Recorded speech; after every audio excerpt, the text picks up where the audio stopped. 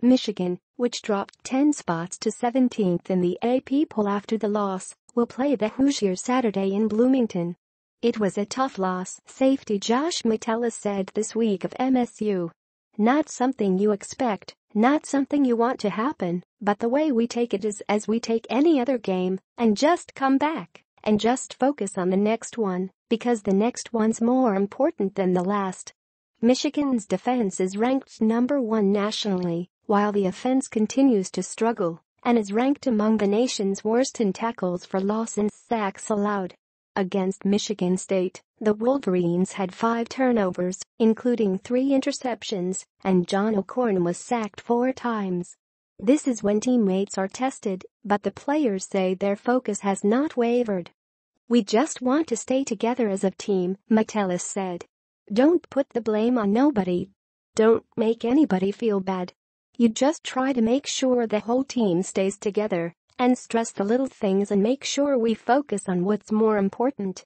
Offensive lineman Ben Bredesen said the focus during practice was getting back to the basics. "There were fundamental and mental errors during the MSU game," he said, "so they worked to clean up those issues." He acknowledged that each week there have been small mistakes made by the offense that have piled up. "That's definitely been a theme," Bredesen said. "We're eliminating small mistakes, each one at a time. Everybody's got issues we need to clean up both individually and collectively as an offensive unit." Michigan's defense, while it held Michigan State scoreless in the second half, did not force any turnovers. While the Michigan offense worked on protecting the ball in drills this week, the defensive players most certainly worked on ball stripping drills. The Wolverines will face a young quarterback in redshirt freshman Peyton Ramsey and an offensive staff that looks familiar. Mike Debbard, a former Michigan assistant coach and offensive coordinator, is the Hoosiers' offensive coordinator and hired former Michigan players Nick Sheridan and Mike Hart as quarterbacks and running backs coaches, respectively. Greg Madison, Michigan's defensive line coach, is familiar with what Debbard likes to run. "Mike and I came here together," Madison said, smiling. "I remember his locker was right next to mine. You're going to get a very well-coached team. I spend a lot of time looking at opponents and seeing if they give you something you can put your head on, and Mike doesn't. Mike is really sound. Their offense is very sound.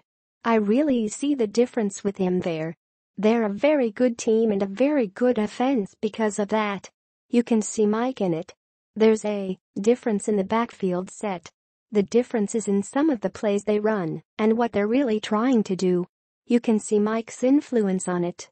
Debbard said he sees no drop-off at any position on defense for Michigan, and Hart said he is struck by the athleticism of the front seven. "Obviously, it's a great defense," Hart said. "Devin Bush is special. He strikes you at the point of contact. As an overall defense, that front seven is really special. Rash and Gary, Maurice Hurst in the middle, they're just tough. They run after the ball." For the Wolverines, who have won 21 straight against Indiana, the week after the loss to Michigan State has allowed them to grow, they said. Now it's about where they're heading. "I think it's going to bring us more together as a team," Metellus said. "We haven't really faced adversity as a team. Everything's been going pretty smooth for us, and I feel like this is a test of what we have planned for the season, and I feel like it's going to bring us all together and bring us to our full potential."